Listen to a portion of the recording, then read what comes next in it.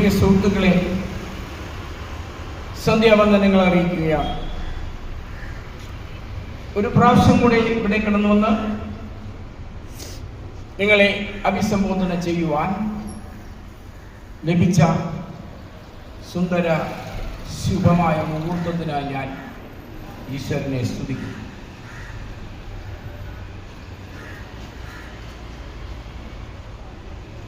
ദൂരത്തും ചാരത്തും ഓരത്തുമായി പല ആളുകളും എന്നെ ശ്രദ്ധിക്കുന്നുണ്ട്, കേൾക്കുന്നുണ്ട്. നിങ്ങളുടെ സവിശേഷമായ ശ്രദ്ധയെ ഒരിക്കൽ കൂടി ഞാൻ സാദരം ക്ഷണിച്ചുകൊള്ളുന്നു. ഞാനൊരു വാക്യം ഇവിടെ വായിച്ചുകൊണ്ട് നിങ്ങളോട് സംസാരിക്കുവാനാണ് ആഗ്രഹിക്കുന്നത്.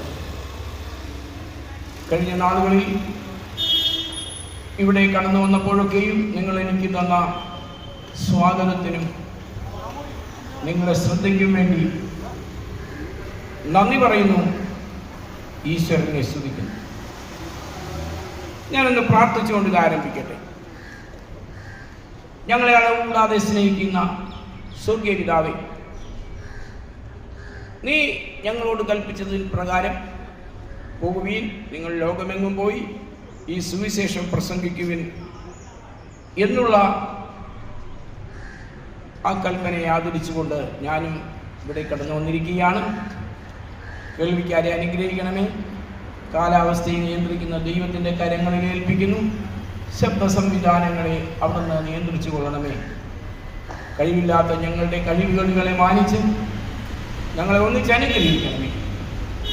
ഈശോ മിശിഹായുടെ നാമത്തിൽ പ്രാർത്ഥിക്കുന്നു, കേൾക്കണമേ. ആമേൻ. ഞാൻ ഇന്ന് വായിക്കുന്ന വാക്യം വിശുദ്ധ മത്തായിയുടെ സുവിശേഷം 7-ാം അധ്യായം അതിൻ്റെ 13 മുതലുള്ള വാക്യങ്ങളാണ്. ശ്രദ്ധിച്ച് കേൾക്കണമേ നിങ്ങൾ. ഇടുക്കുവാതിലിലൂടെ അകത്ത് കടപ്പീൻ, നാശത്തിലേക്ക് പോകുന്ന വാതിൽ വീതിയുള്ളതും വഴി വിശാലവും, അതിൽ കൂടി കടക്കുന്നവർ അനേകരുമാകുന്നു.